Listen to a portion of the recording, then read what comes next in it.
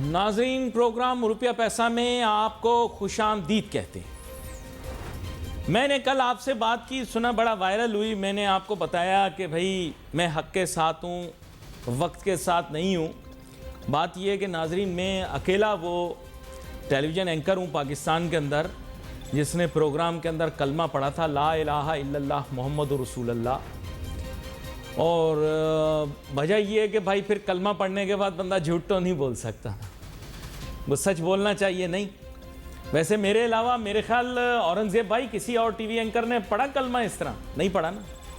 سچ بولنا بڑا مشکل کام ہوتا ہے، کلمہ پڑھنے کے بعد تو بندہ نہیں غلط بات کر سکتا۔ بات یہ کہ اکانومی کی جو ریئلٹیز ہوتی ہیں نا، وہ میں آپ کے سامنے پیش کرتا ہوں، وقت حالات معاملات کیسے بھی ہوں، باقی بچانے والی اللہ کی ذات ہے۔ تو بات یہ کہ اکانومی کی جو ریئلٹیز ہوتی ہیں نا، وہ لوگوں کو بتانی چاہیے، چھپانی نہیں چاہیے۔ مجھے کچھ مل نہیں رہا تو مجھے فائدہ نہیں۔ گناہ بے لذت تو سب سے بدترین شکل ہے، یعنی آپ کو کوئی لذت بھی نہیں مل رہی اور آپ جھوٹ بھی بول رہے ہیں۔ نہیں بولنا چاہیے نا۔ مجھے کوئی بولے کہ یار آلو 5 روپے کلو مل رہا ہے، تو وہ پھر آنٹی گورنمنٹ مجھے ایسی ایسی دیں گی نا، یقین کریں کہ ٹی وی چھوڑ دیں، محلے میں کوئی نہیں سننے کو تیار۔ غلط بات نہیں کرے، سچ بولنا چاہیے۔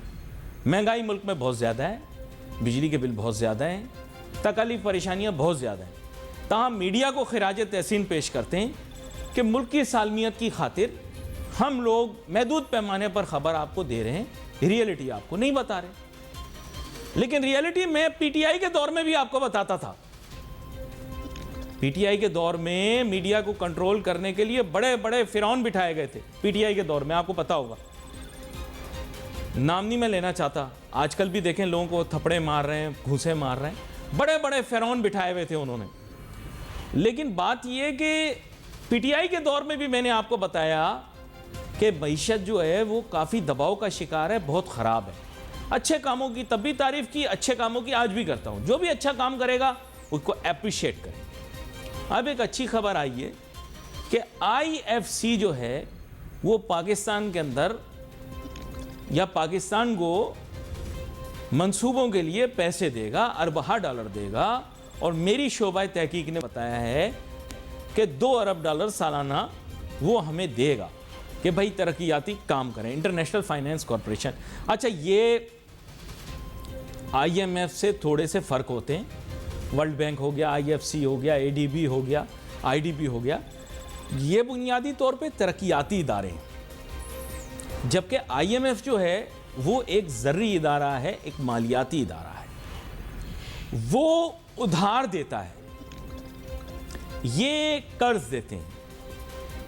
اس کا مقصد تجارتی خسارے پہ قابو رکھنا ہے، ان کا مقصد ترقیاتی کاموں کو تیز کرنا اور دنیا کے اندر تمام ممالک کے اندر مساوی بنیادوں پر ترقیاتی کام کروانا، اور جو بین الاقوامی وقتی ایجنڈا چل رہا ہوتا ہے اس کو چلانا ہوتا ہے، یعنی امپاورنگ ویمن، امپاورنگ چلڈرن، ٹھیک ہے، پروٹیکٹنگ چلڈرن، ٹھیک ہے، جینڈر بائس کو ختم کرنا، انوائرمنٹ سسٹینیبلٹی پر کام کرنا، ہے نا، بلین ٹری سونامی، اس طرح کے منصوبے جو ہیں ان کو فائنینس کرنا۔ یہ آئی ایم ایف کا کام نہیں ہوتا، یہ بین الاقوامی ترقیاتی ادارے اور دیگر جو ممالک ہوتے وہ کرتے ہیں۔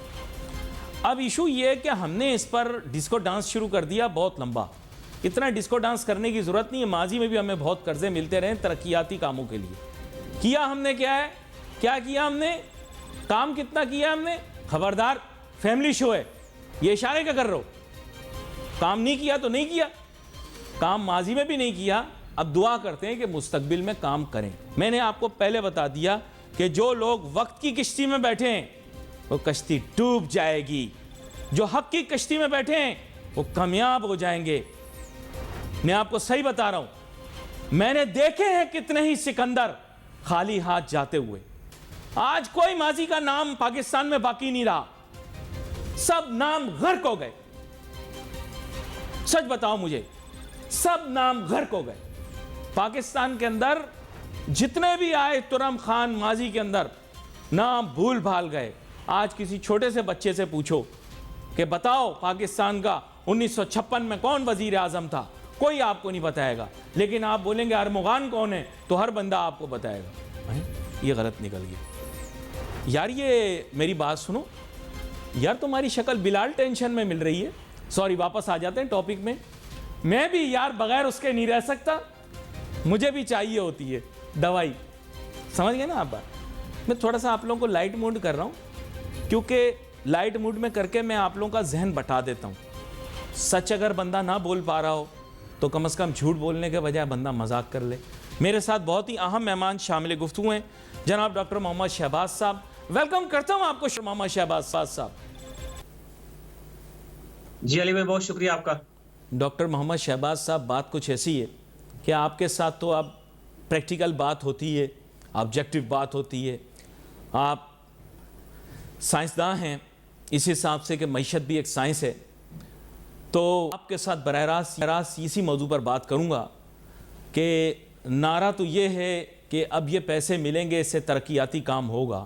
لیکن ایسی بات نہیں کہ یہ پہلی دفعہ ہمیں کوئی ترقیاتی قرضہ مل رہا ہو. I F C, World Bank, A D B, I D B ماضی کے اندر بھی ہمیں بڑے بڑے قرضے ترقیاتی کاموں کے لیے دیتے رہیں. سر, کارکردگی کی اگر آپ سے رپورٹ مانگوں ان کی, تو آپ کے خیال سے کتنے کے پی آئی انہوں نے اچیو کیے ہوں گے؟ جی. وہ آپ نے کہا نا کہ میں پہلا اینکر ہوں جس نے کلمہ پڑھا ویڈیو کیمرے کے سامنے. اب یہ لوگ جو ہیں یہ تو کلمے پڑھ کے آئے ہوئے ہیں. جب اگر انہوں نے کلمے نہ پڑھے ہوتے تو آپ کو جو حق کی کشتی ہے یا وقت کی کشتی جو ہے اس کے اوپر بات نہ کرنی پڑتی. تو ایسا بھی تو ہو سکتا نا کہ ایک آدمی جو ہے اگر اپنے ویژن میں کلیئر ہے تو وہ حق اور وقت کی دونوں کشتیوں کے اندر بیٹھ کے تو کام کر کے دکھاتا ہے. ہمارے پاس سی پیک کا منصوبہ آیا, ہم نے کہا جی یہ گیم چینجر ہے. اس کے بعد آئی ایف سی ہم نے بنائی, ہم نے کہا یہ بھی گیم چینجر ہے جو مطلب کہ ہم اپنا ادارہ لے کے چل رہے ہیں. اس کے بعد اور بہت ساری چیزیں ہوئی. آپ نے آئی ایم ایف سے قرضہ لے لیا, $6 ارب سے بڑھا کے آپ نے $8 ارب لے لیا, اس کو بھی آپ نے گیم چینجر کہا. تو پھر آپ یہ بھی کہتے ہیں یہ اللہ کرے. اب ہم یہ نہیں کہہ رہے کہ ہم کوشش کریں گے, اپنی پالیسیز کو سسٹینیبل بنائیں گے, امپلیمنٹ کریں گے ود ہول کمپنی اہنسو ٹارگٹس. تو ہم یہ ثابت کریں گے کہ اب ہم نے جو کہ بات کی تھی کہ یہ پروگرام آئی ایم ایف کا ہم آخری بنائیں گے. اور یہ دیکھیں اب ہمیں جوائن کر رہے ہیں جناب ڈاکٹر محمد شہباز صاحب. ویلکم کرتا ہوں آپ کو ڈاکٹر محمد شہباز صاحب دوبارہ سے. میرے خیال رابطہ دوبارہ سے منقطع ہو گیا, ہم دوبارہ سے رابطہ قائم کرنے کی کوشش کرتے ہیں.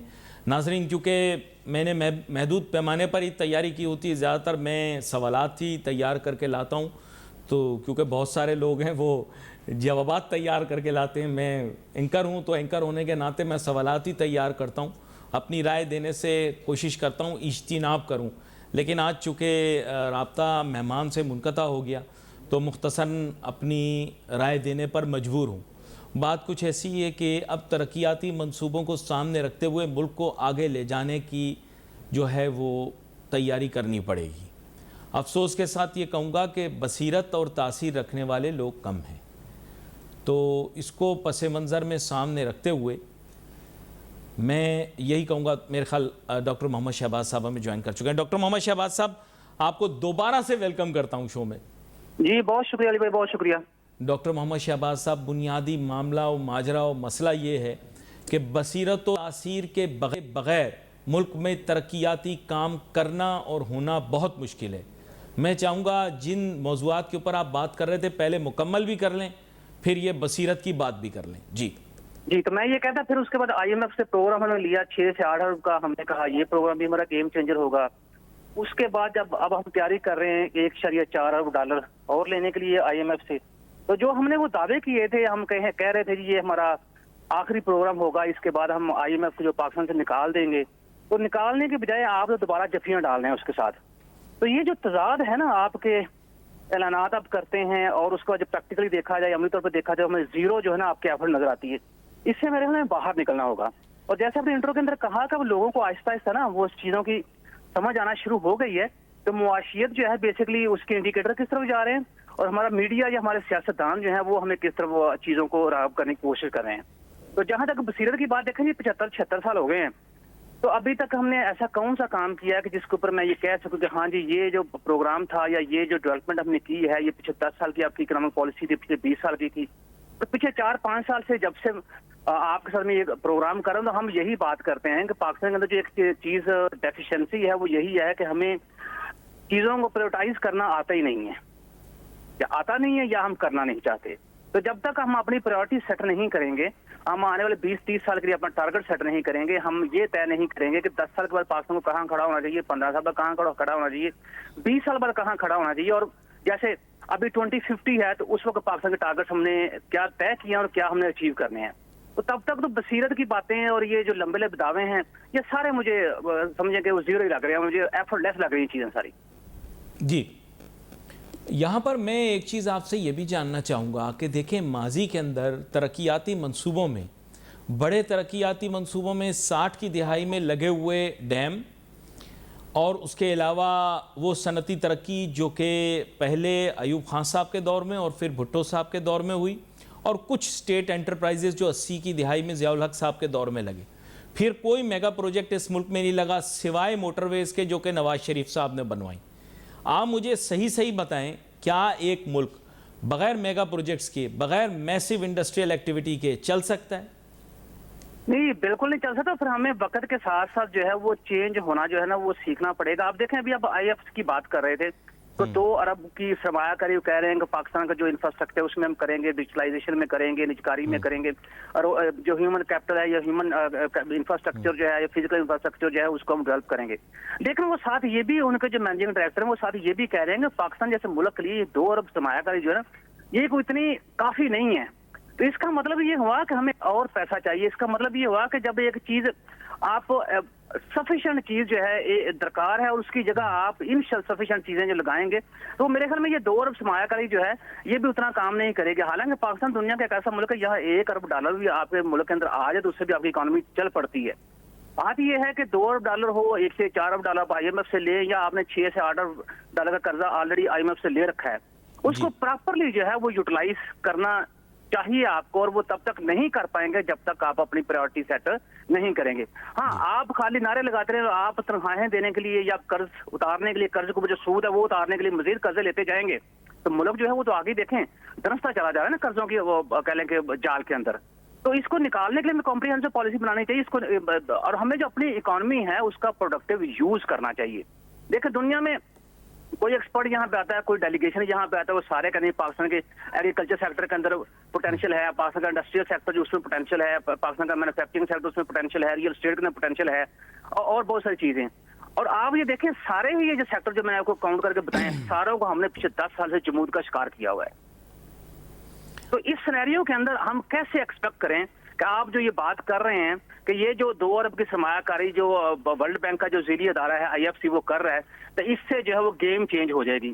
گیم ہر دفعہ ہی چینج ہوئی ہے لیکن اس گیم چینج کے اندر جو ملک کے لیے چینجز ہونی چاہیے، ملک کو جو بینیفیشل چینجز آنی چاہیے تھی وہ کوئی نہیں ہوئی. میرا ایک چھوٹا سا معمولی سا بچکانہ سا سوال آپ سے، اس ملک میں ہم نے اتنا شور شرابہ کیا ڈیم بنانے کے لیے، آج تاریخ مجھے بتانے کی اب ضرورت نہیں ہے، سر ڈیم بن گیا آپ کا؟ دیکھیں علی بھائی میں ایک ریسرچر آدمی ہوں، پروفیسر آدمی ہوں.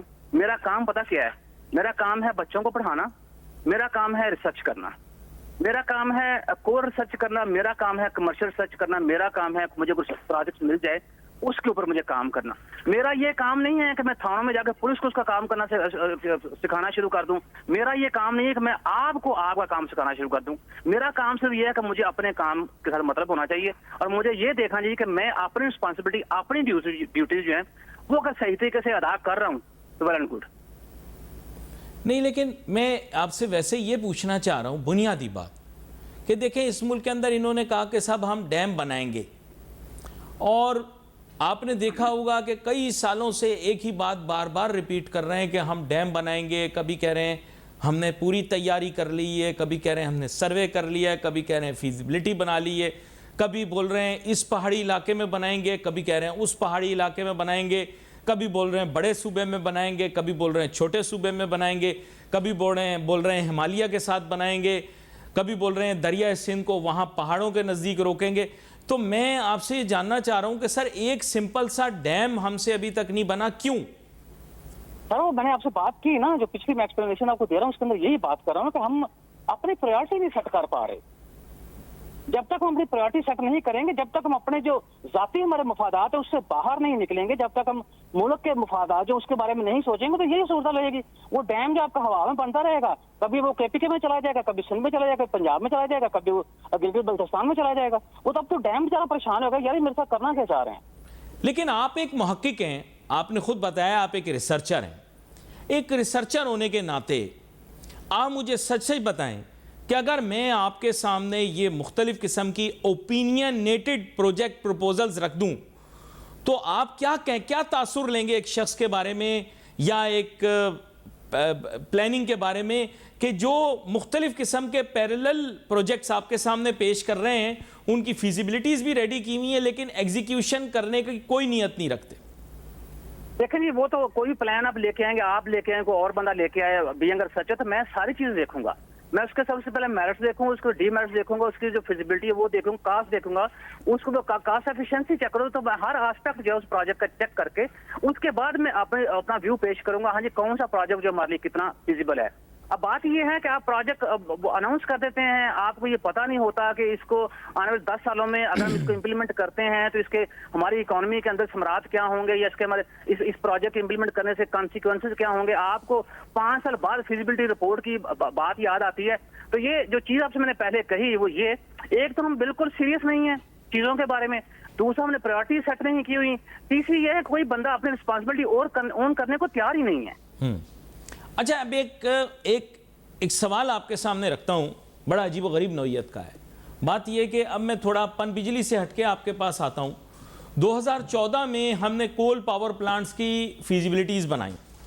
ہم نے کہا کہ چائنا کے ریڈنڈنٹ پلانٹس کو ہم اپنے ہاں یوٹیلائز کر لیں گے، لیکن وہ اپنی یوزفل لائف بھی کمپلیٹ کر چکے. اب 11 سال مزید گزر گئے. اگر کل کو ہم وہ پروجیکٹ لگا بھی لیتے تو آج وہ پروجیکٹ آبسلیٹ ہو چکا ہوتا. نہیں، وہ پروجیکٹ آلریڈی آبسلیٹ ہو چکا ہے، وہ اس لیے تو وہ آپ اس کو اڈاپٹ کرنے کی کوشش کر رہے ہیں. بات یہ ہے کہ ملک کے اندر اتنے انجینئرز ہیں، ملک کے اندر اتنے بڑے بڑے ریسرچرز کام کریں، پالیسی میکرز ہیں، ایکسپرٹس ہیں، تو ہم اپنی کوئی ٹیکنالوجی اس کو انٹروڈیوس کیوں نہیں کرواتے؟ ہم یہ پلانٹ جو باہر سے لے کے آتے ہیں وہ اس کے اوپر اتنا زر والا ہم خرچ کرتے ہیں، اس کو ہم لوکل لیول کے اوپر بیٹھ کے تیار کیوں نہیں کرتے؟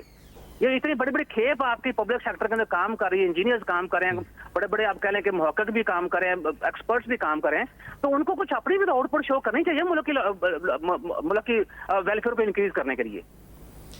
لیکن from an economics point of view, Ali بھائی، اگر ساری چیزیں باہر سے آپ نے منگوانی ہیں تو ہم یہاں بیٹھ کے کر کیا رہے ہیں؟ یہ بڑا اہم سوال ہے، بہت اہم سوال ہے.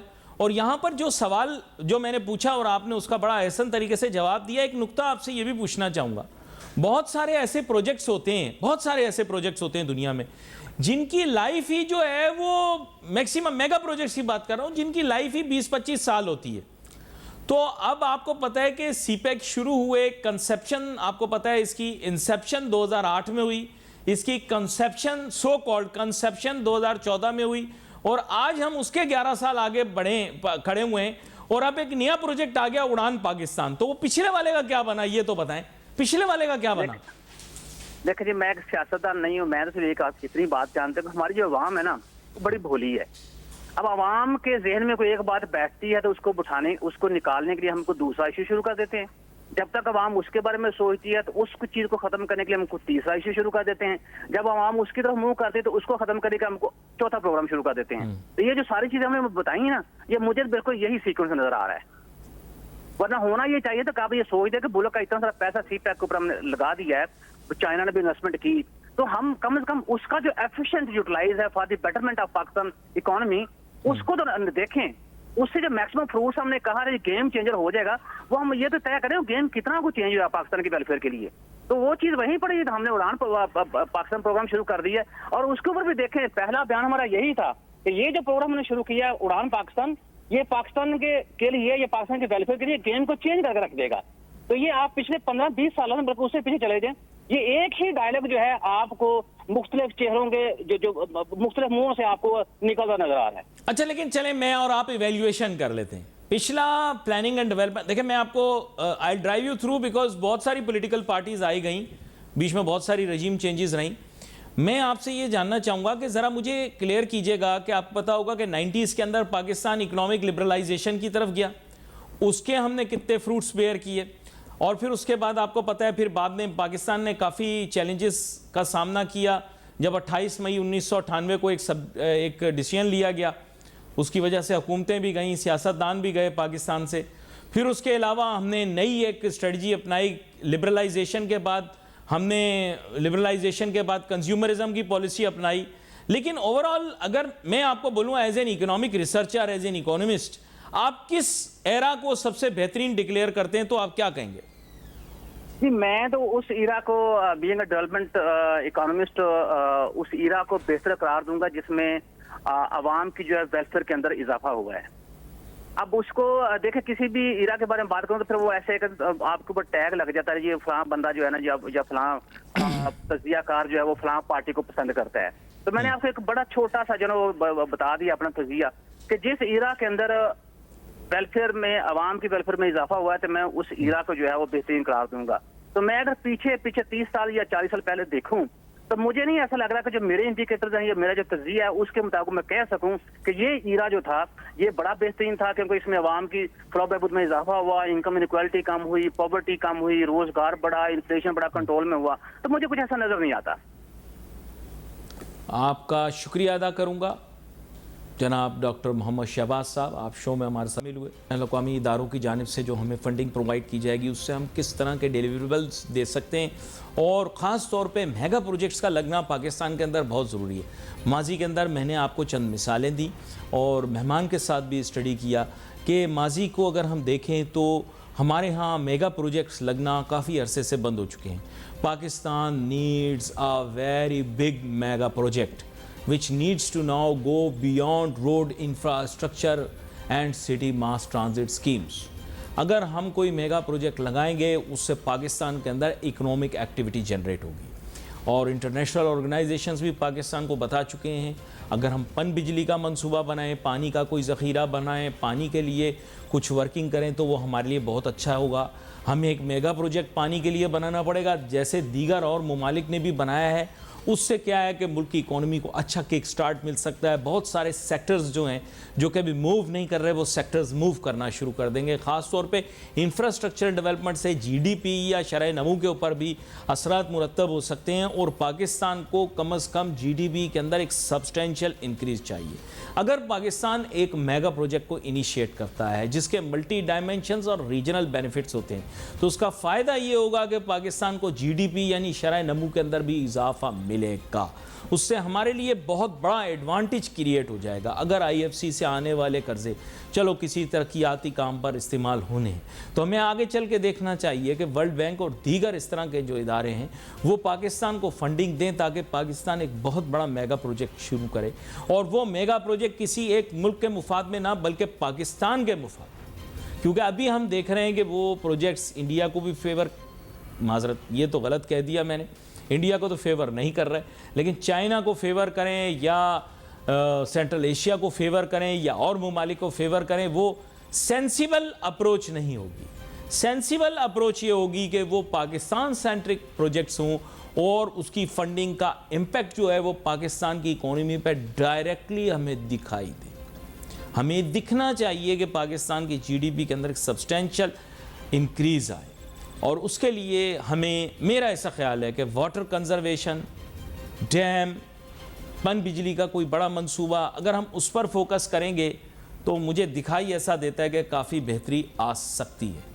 मेरी भी यही ख्वाहिश है, मेरे ख्याल आप लोगों की भी यही ख्वाहिश होगी कि पाकिस्तान के जो इस तरह के बहुत सारे मसाइल हैं जो कि इंफ्रास्ट्रक्चर रिलेटेड हैं, अगर हम उनकी तरफ जाएंगे, ज़्यादा इंफ्रास्ट्रक्चर डेवलप करेंगे तो उसका पाकिस्तान को बहुत ज़्यादा एडवांटेज और फ़ायदा हो सकता है। आने वाले दिनों के अंदर भी मैं कोशिश करूंगा इसी टॉपिक को भी हम बाद में डिस्कस भी करें, इसको एलेबोरेट भी करें। आईएफसी से मिलने वाली रकम को हम कहां कहां इस्तेमाल करना चाहते हैं उसको भी हम आपके सामने वाज़ेह करके बताएं। जो नुकात आज रह गए कोशिश करेंगे आगे आने वाले दिनों के अंदर उनको डिस्कस करें। और बिलखुसूस मैं दोबारा दोहराऊंगा कि we need to have commitment towards water resources and their development, और हमें जल्द से जल्द واٹر انفراسٹرکچر بنانا چاہیے. پاکستان کے اندر پانی کی قلت موجود ہے, اس قلت کو دور کرنے کے لیے ہمیں کچھ کرنا پڑے گا. یہاں پر بھی wait for messages on Facebook. Ali Nasir ہماری ٹیم کو اجازت دیجیے. اللہ حافظ.